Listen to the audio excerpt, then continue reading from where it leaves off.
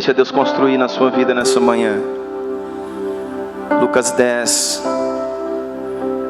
a partir do verso 25, diz a palavra do Senhor assim, uma parábola bem conhecida dos irmãos.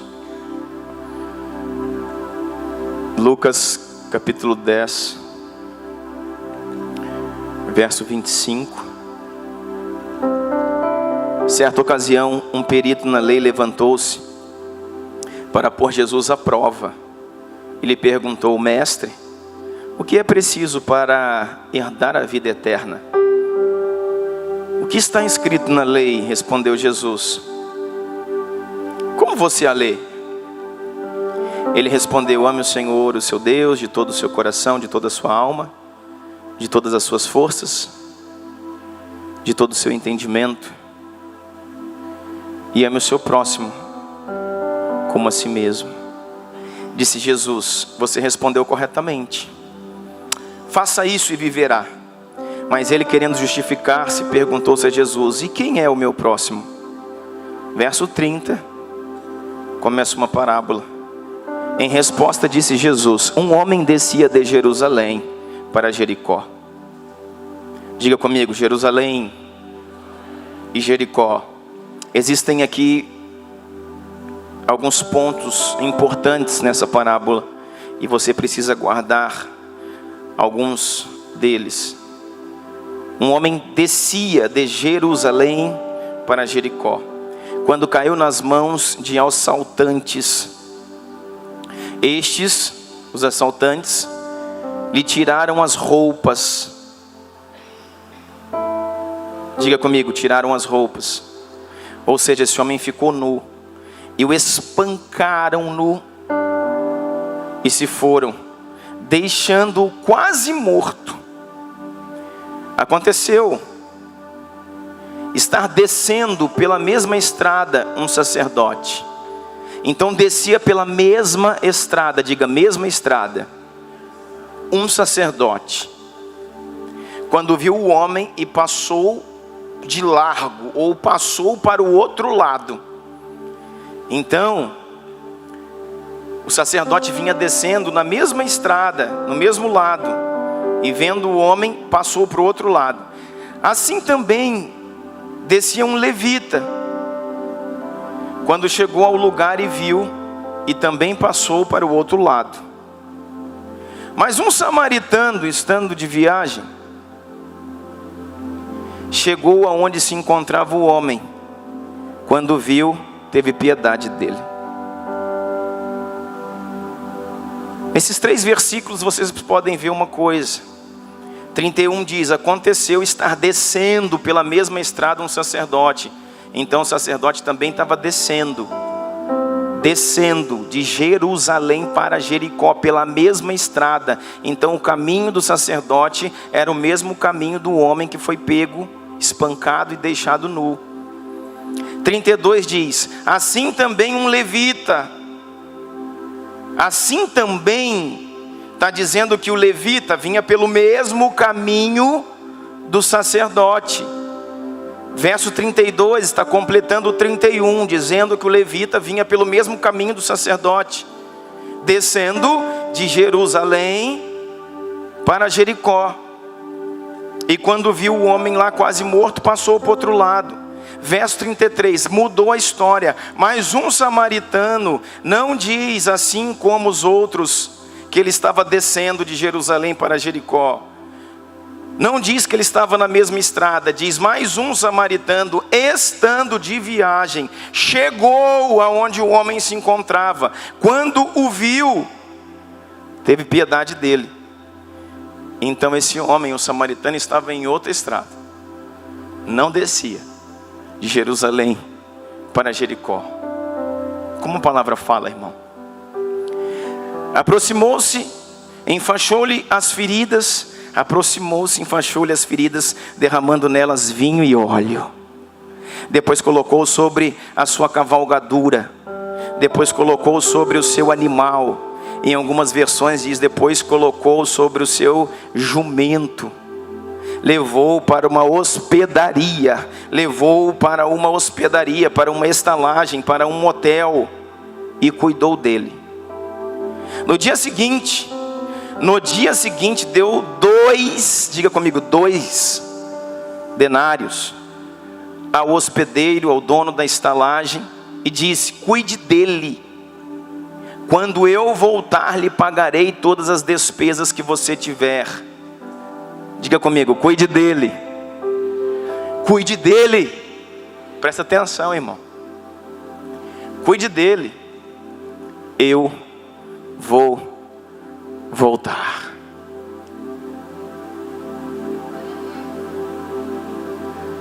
Começou a pegar no seu espírito ou ainda não? Cuide dele. Eu vou voltar. Começou a pegar no seu espírito, irmão? Cuide dele. Eu vou voltar. E quando eu voltar, tu, hospedeiro, prestará contas a mim do que foi feito, do homem e dos denários que eu deixei. Uau!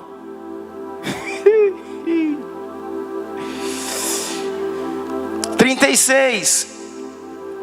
Qual desses 3 você acha que foi o próximo do homem que caiu nas mãos dos assaltantes? Aquele que teve misericórdia dele e respondeu o perito na lei. Jesus lhe disse: vai e faça o mesmo. Aleluia. Senhor, diante de ti estamos e precisamos demais da tua presença aqui.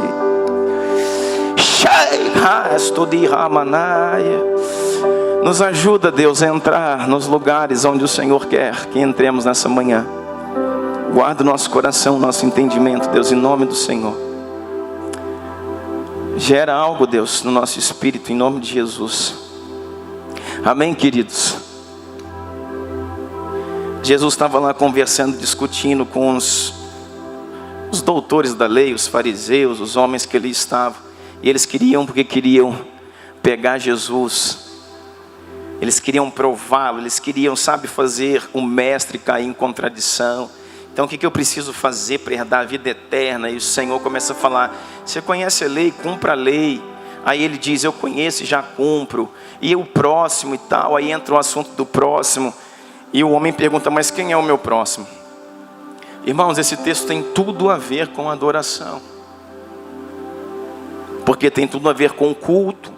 E linkando na noite de ontem, para quem não veio, cultuar é adorar. Não se adora sem culto, não cultua sem adoração. E o que diz essa palavra? Que então um homem estava descendo, preste atenção, um homem estava descendo de Jerusalém para Jericó. Irmãos, Jerusalém na Bíblia sempre significou, apontou para o propósito.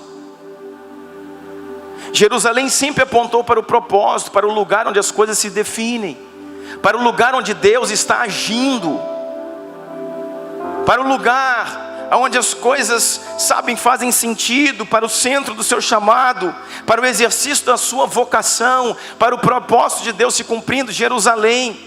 O que o Senhor falou para os seus discípulos? Permanecei em Jerusalém, até que do alto vos seja revestidos de poder. Permaneçam em Jerusalém.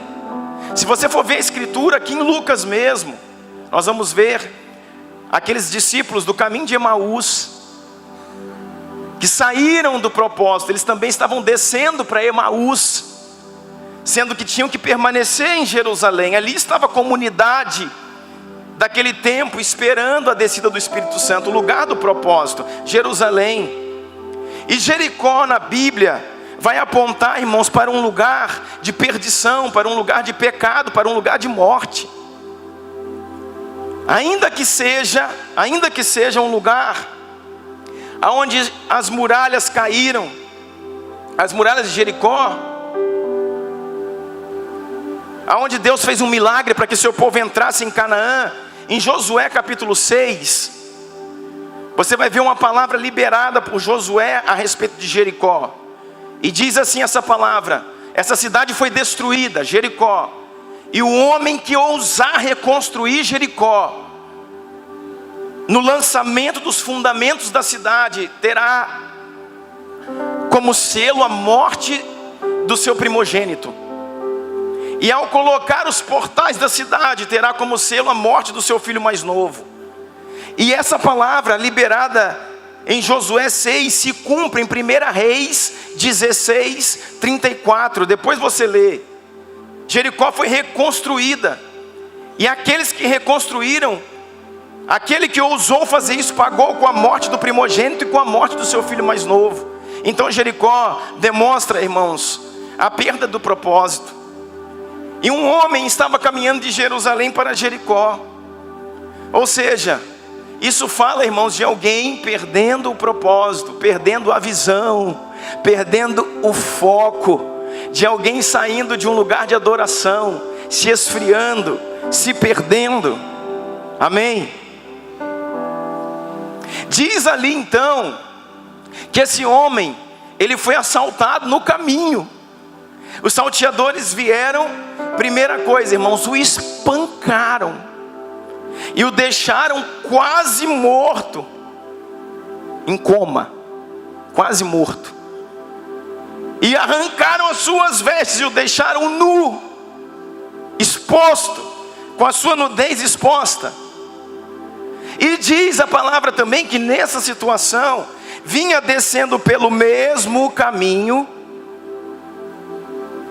um sacerdote que descia da onde? De Jerusalém para Jericó. Ou seja, irmãos, o sacerdote também estava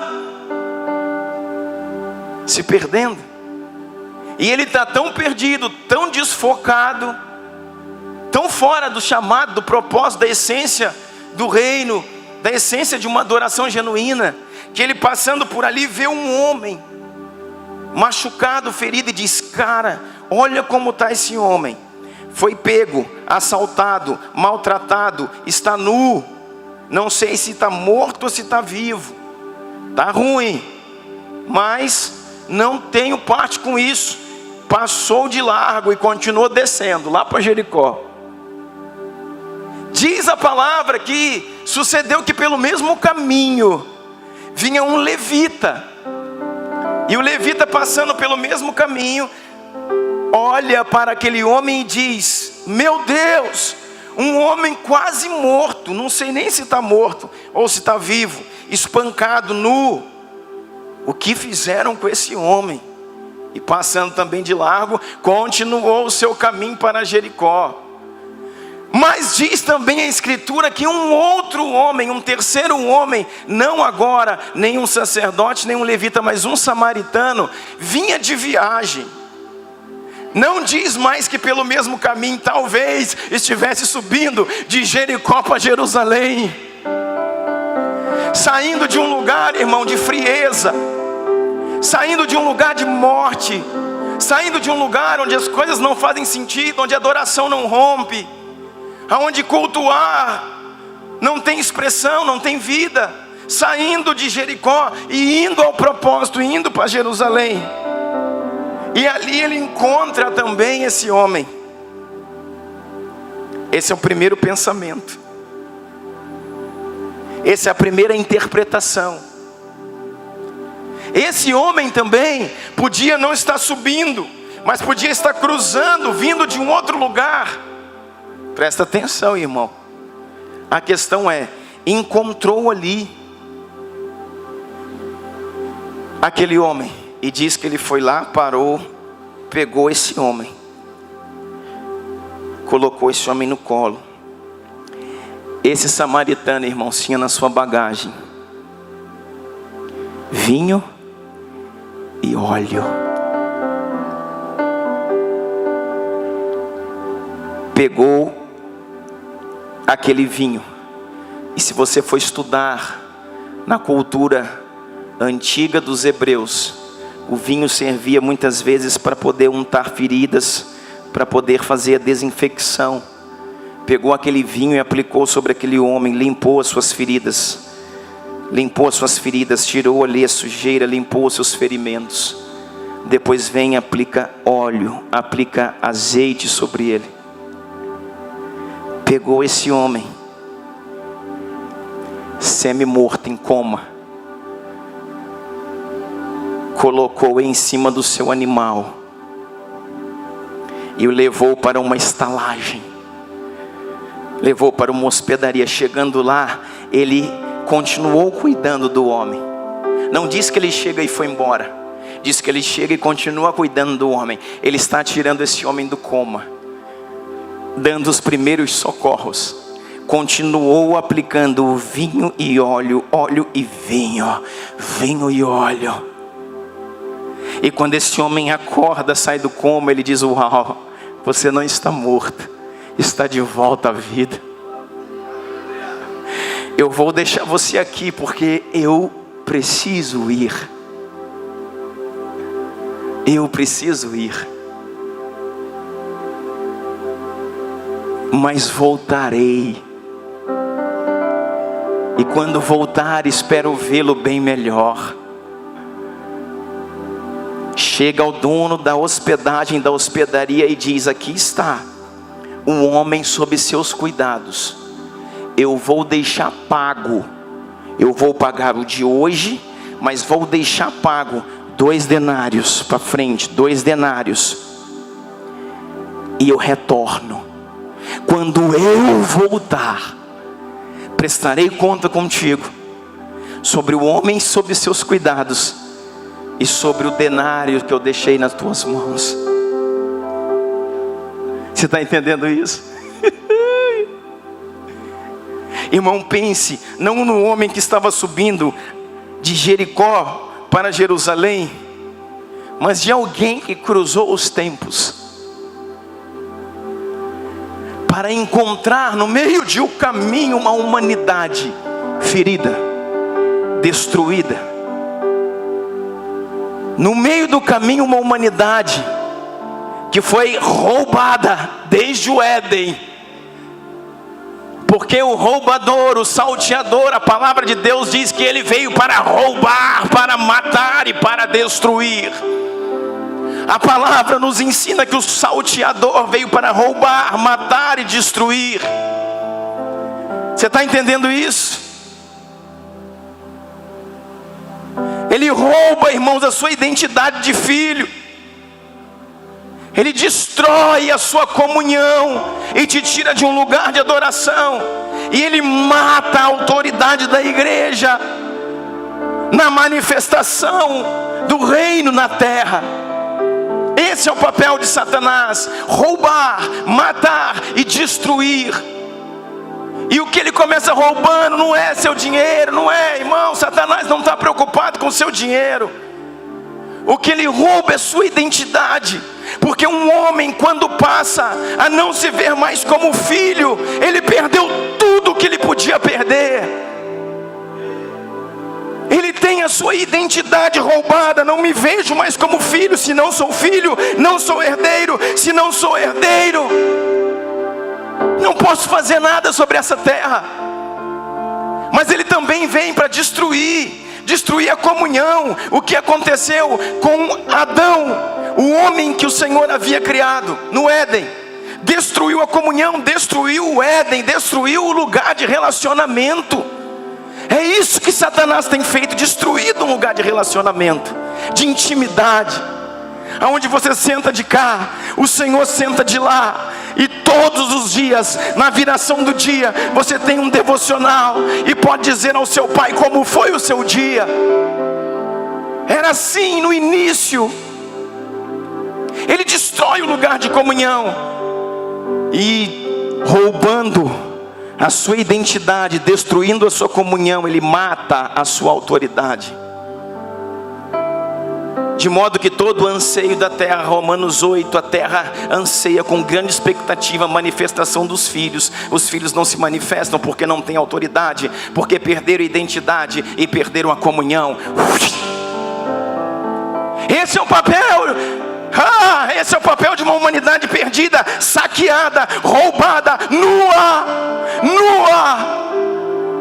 Irmãos, veja se não fala de uma humanidade. Adão e Eva sempre estiveram nus, mas não sabiam que estavam nus, porque os seus olhos nunca estiveram nele, sempre estiveram no Senhor, no autor e consumador da vida, naqueles que com tudo que eles eram, eles adoravam. A questão é, quando Adão tirou os olhos do Senhor e colocou os olhos nele, pela primeira vez, o homem olhou para si, e quando olha para si, e pela maldade que agora se manifesta nele pelo pecado, então teve vergonha, nojo, culpa, acusação, e se esconde no Éden. Por isso ele está escondido, rompeu a comunhão. Deus vem e diz: Adão, Adão, aonde estás? E ele está escondido. Ouvindo a tua voz tive medo. Por que tive medo? Porque agora olha para si e não olha mais para Deus. Mas o Senhor fala: vem, eu vou te cobrir. Como está esse homem nu, exposto, a sua nudez exposta. Mas o que faz o samaritano? Pega esse homem, aplica nele vinho. Vinho, irmãos, fala do sangue, o principal conduto de restauração, de salvação e vida. Óleo, azeite, fala do principal conduto da unção, da restauração, de autoridade. Esse homem está aplicando sobre ele vinho, receba vida. Unção, receba poder. Vinho, receba vida. Unção, receba poder. Vinho, receba vida. Unção, receba autoridade. Vinho, óleo, vinho, óleo, vinho. Receba vida pelo sangue. Óleo, receba autoridade pelo Espírito. O Espírito, o sangue e o Espírito. Vestiu aquele homem, ele não chegou nu na estrebaria. Na hospedagem. Ele não chegou nu na hospedagem. Vestiu aquele homem. Aí vai lá. Você já descobriu quem que é o samaritano, né?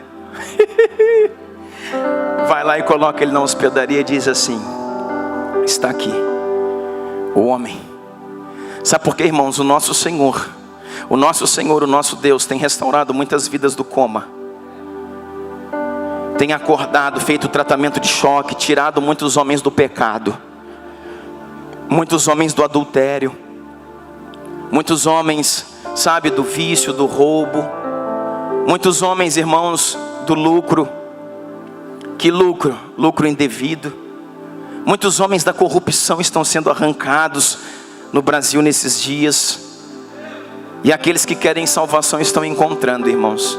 Porque o Senhor está tirando muitos homens do coma. E está, sabe, trazendo um tratamento de choque. Receba vinho, receba óleo, receba vinho, receba óleo, receba vinho, receba óleo. Restauração, autoridade, vida, autoridade. Só que aí, irmãos, esse homem pega e coloca esse cara lá numa estalagem e diz assim: eu preciso ir, mas voltarei outra vez. Cuide dele para mim. Sabe quem é a sua hospedaria, queridos? The church. A igreja que está recebendo os homens que Deus está retirando do coma. Receba, está aqui na tua mão agora. Não é mais papel, é teu. É teu. This is your mission. É a sua missão. É a sua missão. Está aqui. Só que lá nessa hospedaria tem um hospedeiro que é o dono da estalagem. Sabe quem é o dono da estalagem, irmãos? Aquele que vai fazer. Presta atenção em mim, meu Deus. Te adoro, Pai. Aquele que vai fazer com que no tempo que o Salvador estiver fora, as coisas funcionem bem. Ele é o Espírito Santo, o Espírito da verdade que o mundo não pode receber. em viagem, o Salvador vai, o resgatador vai, o redentor vai, o remidor vai, mas ele fica auxiliando, cuidando da hospedaria, para que todos aqueles que do coma cheguem nela sejam restaurados em vida. Aquilo que o resgatador começou lá fora, ele continua aqui dentro. Uau! Isso é adoração. Isso é adoração. Isso é adoração. Quer saber o que acontece? Um fator escatológico nessa parábola.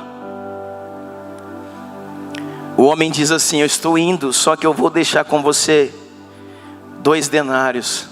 1 denário era um salário por 1 dia de trabalho. 2 denários era o salário por 2 dias de trabalho. Jesus foi, mas já pagou a igreja adiantado. E sabe o que simboliza essa parábola? A palavra diz em Pedro, deixa eu ver se eu acho aqui só para você anotar o texto, mas a palavra diz que um dia é como 1000 anos. Para o Senhor, um dia é como 1000 anos, e 1000 anos como um dia. Jesus estava dizendo: 2 dias, ou seja, 2000 anos já estão pagos. E ao vencer de 2000 anos, eu voltarei.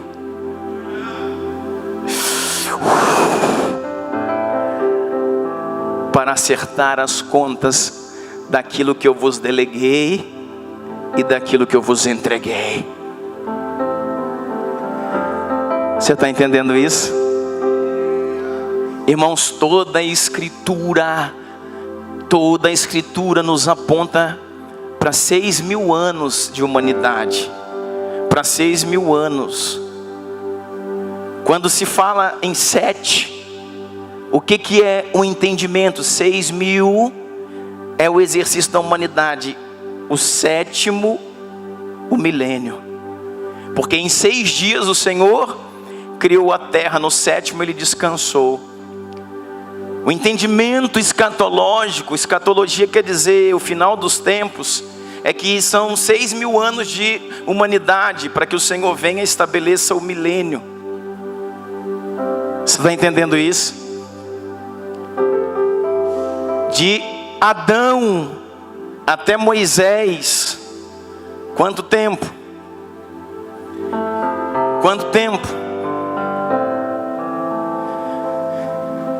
2000 anos. De Moisés até a primeira vinda, mais 2000 anos, 4000 anos. Da primeira vinda até a segunda vinda, mais 2000 anos, 6000. Sabe o que isso quer dizer, irmãos? Estourou o tempo. O samaritano está voltando.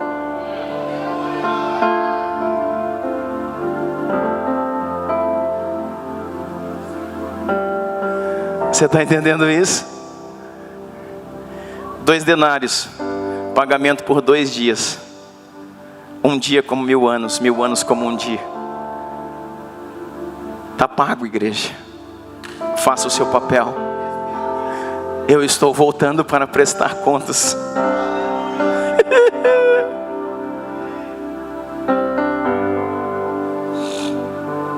Deixa eu te falar uma coisa.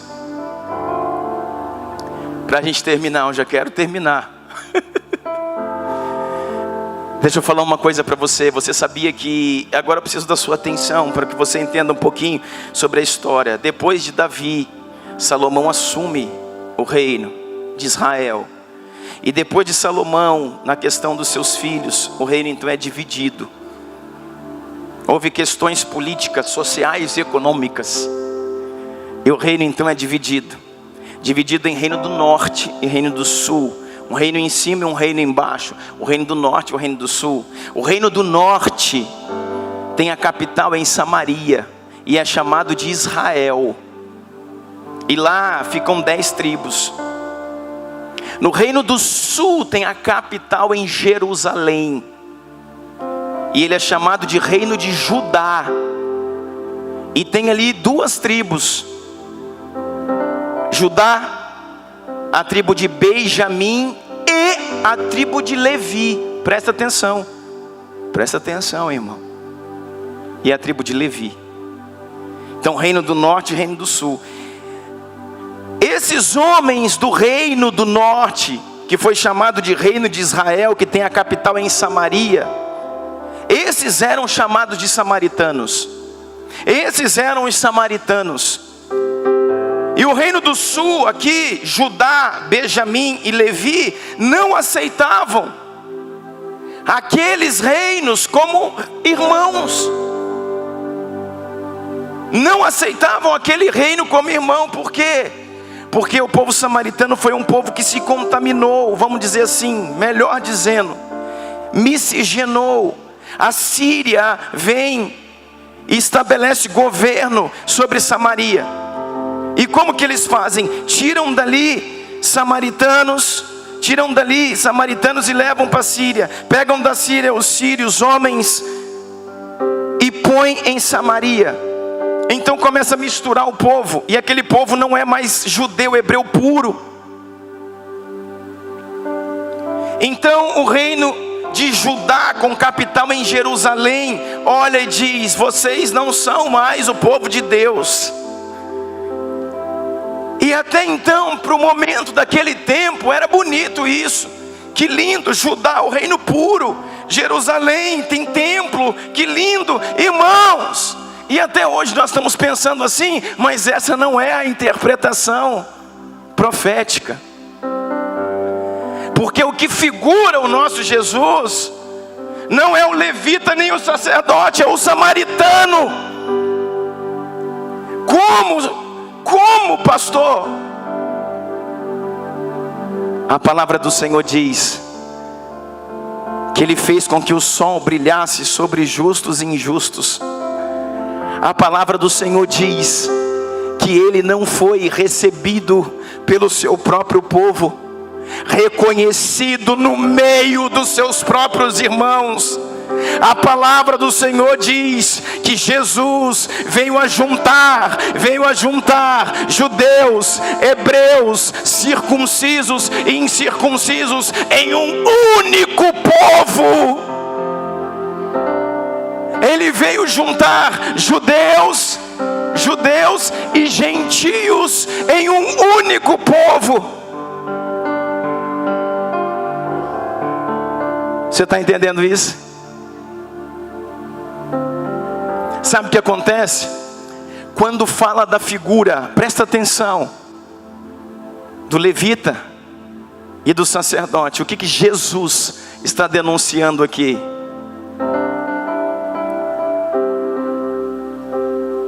O tabernáculo, o templo.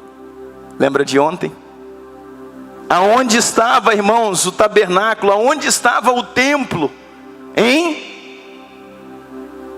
Judá, em Jerusalém. Aonde tinha sacerdote levita? Em Jerusalém. O que Jesus está denunciando aqui? Vamos lá para João capítulo 4, onde o pastor Bruno citou muito ontem. Os olhos do Senhor estão sobre a terra para procurar, não é a adoração, é adoradores. Não é o que você pode entregar, é aquilo que você se tornou. Não é o que você se prepara para fazer aqui, irmãos, em meia hora de música ou de pregação. É aquilo que você faz lá em 90% da sua vida lá fora. Isso é adoração. Não é aquilo que você é capaz de preparar para entregar, é aquilo que você é capaz de absorver para viver. Não é o que sai, é o que pelo Espírito você está recebendo. e está ficando. Você está entendendo isso? O que Jesus está denunciando? O levita e o sacerdote. João capítulo 4, a mulher samaritana está lá no poço. Jesus chega e vai a quem, irmãos? Aos samaritanos, a uma mulher samaritana. Mulher, dá-me de beber, eu estou com tanta sede. Como sendo tu um judeu, pede água a mim que sou mulher samaritana. Primeiro, judeu não aborda mulher assim, no meio do caminho.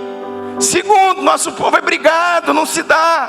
O seu povo judeu acha que nós somos impuros. Como sendo tu um judeu, quer beber água da impureza? E Jesus falou: mulher, se tu soubesse, quem te pede água era tu que me pedirias água, e eu te daria a água da vida. Tu nunca mais tornaria a ter sede. Do seu interior fluirão rios de águas vivas. E a mulher falou: uau, eu quero, dai-me de beber dessa água. Então vai na tua casa e busca teu marido. Eu não tenho marido, bem disseste, já tiveste 6. E o que está contigo não é teu marido. E ela: vejo que tu és profeta. Abre-se uma questão. Nossos pais samaritanos dizem que é no monte Gerizim, em Samaria, que devemos adorar. Os vossos pais de Judá dizem que é no templo em Jerusalém que se deve adorar. Eu não sei, eu estou perdida e eu quero adorar verdadeiramente ao Senhor. Qual é o lugar? Me diga. Se tu é o profeta, o filho do Deus vivo, me diga aonde é que eu adoro. É em Samaria ou é em Jerusalém? É no monte ou é no templo? Eis que vem a hora, e a hora já chegou, que os verdadeiros adoradores adorarão em espírito e em verdade. Não importa o lugar, não importa a hora, importa a intensidade, importa a entrega, importa aquilo que você traz de dentro. Joga para fora.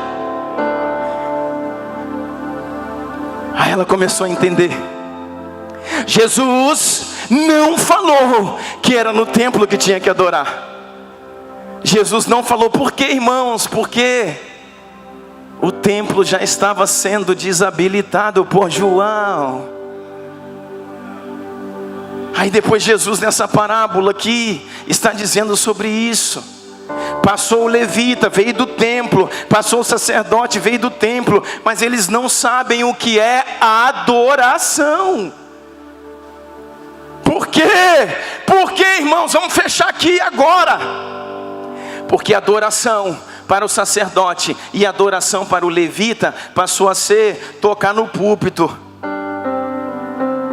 Adoração para o sacerdote e adoração para o levita passou a ser pregar no domingo à noite. Adoração para o sacerdote e adoração para o levita passou a ser tomar conta da sua ONG.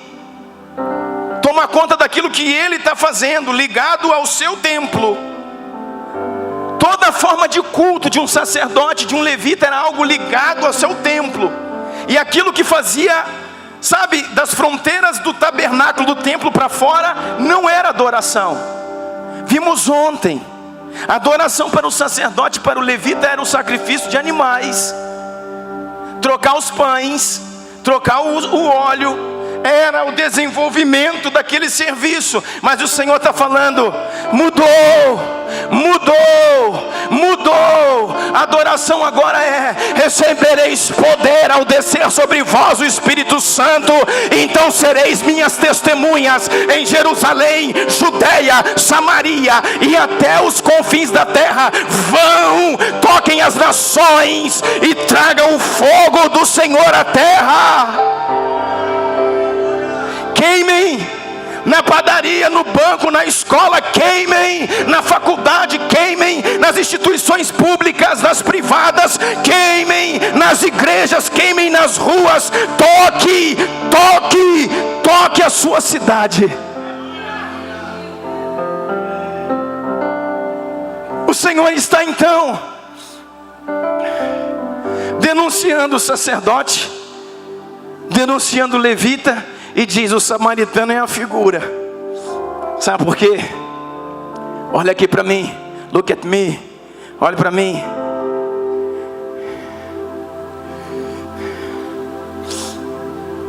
Porque samaritano não tem templo, então ele pode parar a sua viagem para cuidar de alguém na rua, porque isso faz parte do seu ministério. Não quer dizer que o samaritano é só a figura de Jesus.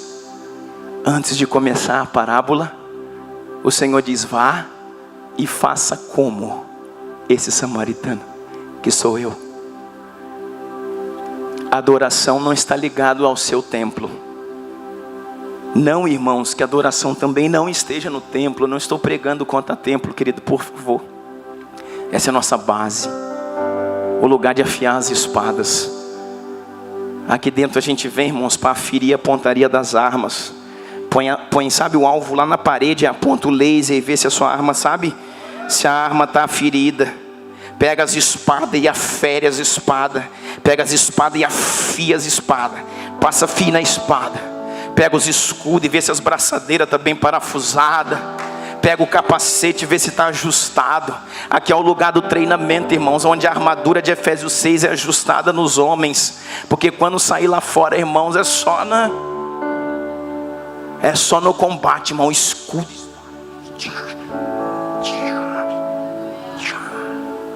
a espada da palavra,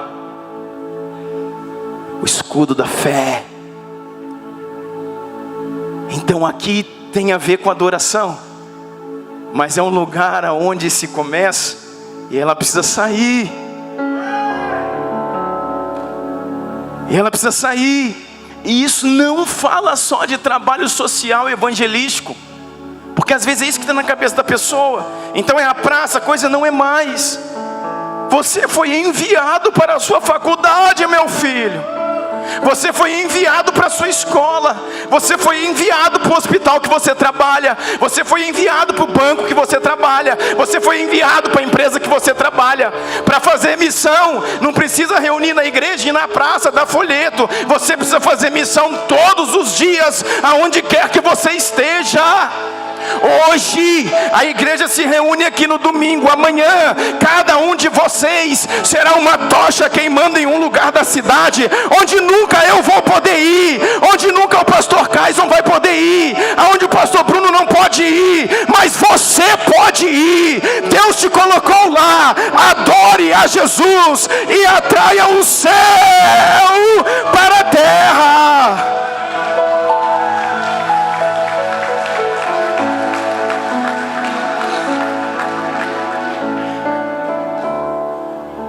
Vocês estarão em lugares que eu nunca vou, verão pessoas que eu nunca verei, mas você está lá para fazer alguma coisa.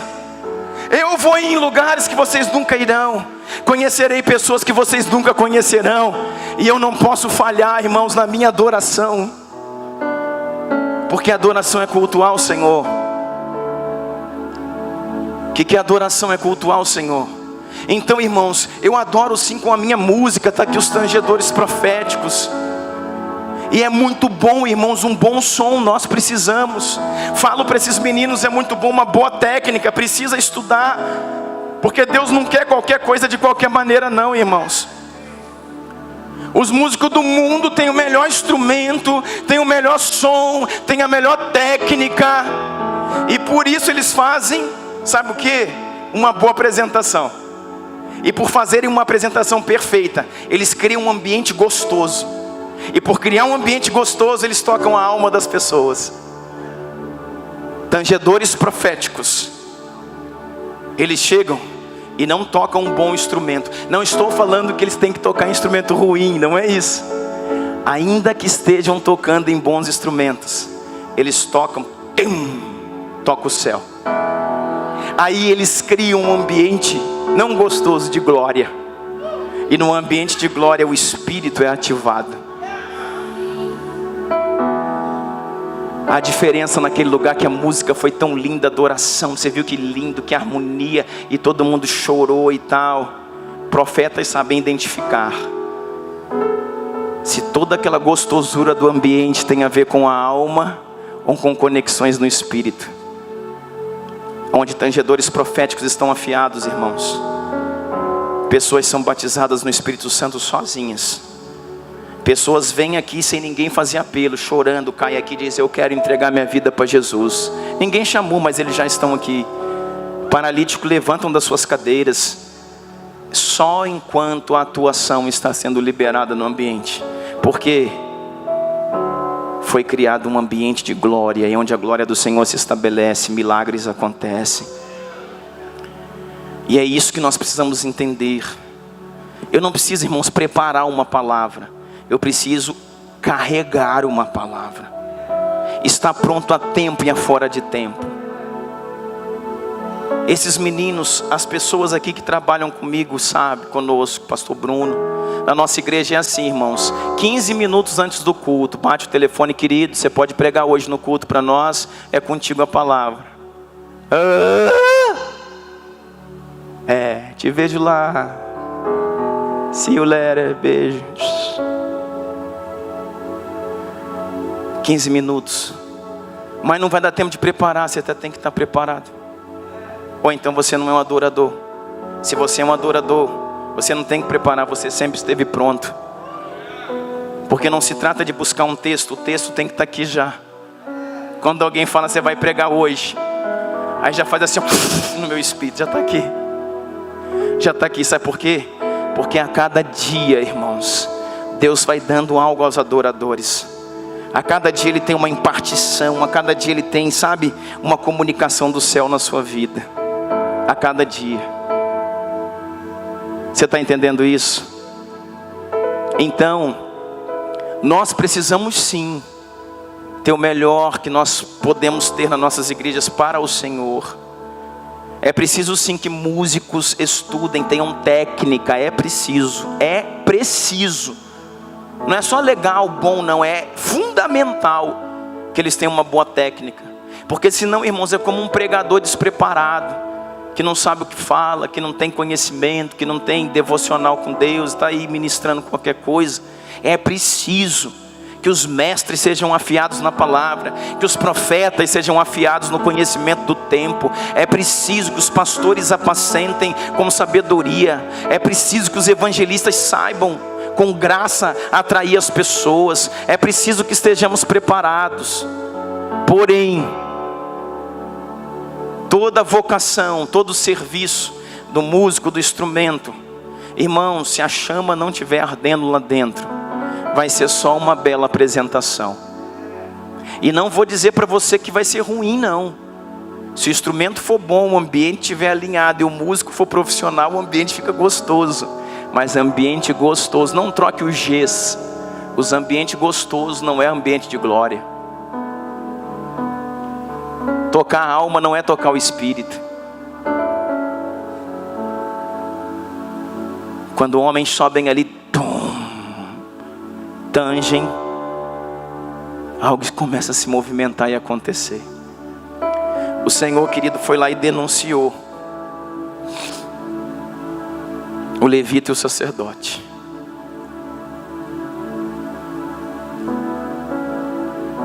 E falou assim: sede como esse samaritano. Amém, irmãos? Efésios 2,16 diz que ele veio para reunir num só corpo judeus e gentios. Ele veio reunir num corpo judeus e gentios. Por isso que a simbologia dessa parábola para Jesus não é o templo, não é Judá. Embora Jesus tenha vindo dessa geração. Mas o que o Senhor está falando? faz parte, irmãos, da mensagem de ontem. O templo, o sacerdote, o levita. Esse serviço está desabilitado. Agora, vocês precisam agir como um samaritano. Alguém que cuida de algo que está além das suas fronteiras. Alguém capaz de não olhar só para aquele culto sacrificial, mas ter um culto racional. Romanos 12. Alguém que possa olhar à sua volta tudo que está acontecendo, que possa parar e amparar aquele lá arrebentado, quebrado, ainda que ele não seja um membro da sua igreja. Ainda que esteja no meu horário, estava indo para o serviço, ainda que será que isso tem a ver comigo? Porque fala a verdade, irmãos, sacerdotes e levitas, vamos pensar nisso como alguém que trabalhasse diretamente ao culto, pastores, líderes, diáconos. Se você vê alguém machucado na rua, estiver indo fazer qualquer coisa, às vezes até passear com a família no shopping, ver alguém machucado, na maioria das vezes você passa direto, fala: ô Deus, manda alguém aí para abençoar. Se for alguém da sua igreja, você certamente para. É ou não é? Mas é lógico, pastor, eu tenho que parar porque é da minha igreja. Irmão, você tem que parar para qualquer um, ainda que não seja da sua igreja, senão você é o sacerdote, o levita lá da parábola. Está entendendo isso?